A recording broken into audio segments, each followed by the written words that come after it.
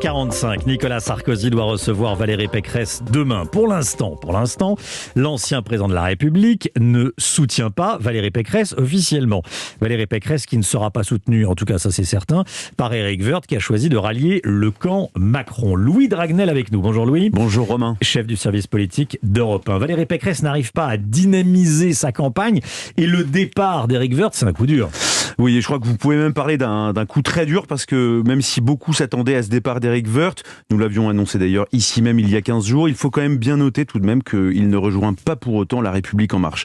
Le départ de ce proche de Nicolas Sarkozy est perçu par plusieurs conseillers de Valérie Pécresse comme une manœuvre de l'ancien président, un Nicolas Sarkozy dont le soutien tarde à arriver. Alors officiellement parce qu'il est en retrait de la vie politique, il s'exprimera en temps voulu quelques jours avant le premier tour, mais en réalité en privé, Nicolas Sarkozy dit plutôt du bien d'Emmanuel Macron et beaucoup de mal de la campagne de Valérie Pécresse. Je cite, « Elle part dans tous les sens, il n'y a pas de dynamique ».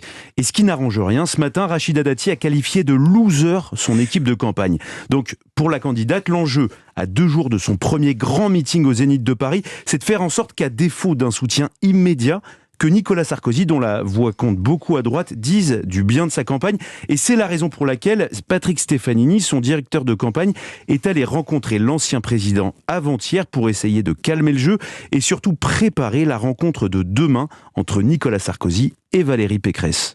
Louis Dragnel, ce qu'il faut bien comprendre, c'est que ces débauchages, je pense à Éric Woerth et à d'autres, ne tombent pas du ciel, hein, c'est l'équipe Macron qui les provoque.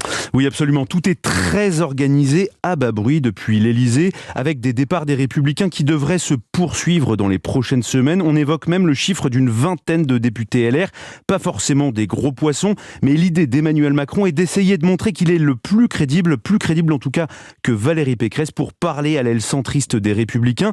Une stratégie qui n'atteint pas Valérie Pécresse selon ses proches pour le moment. Elle compte d'ailleurs bien marteler son projet et attaquer frontalement Emmanuel Macron sur son bilan, notamment économique. Louis Dragnel, merci beaucoup Louis. Louis, on vous retrouve sur TikTok ?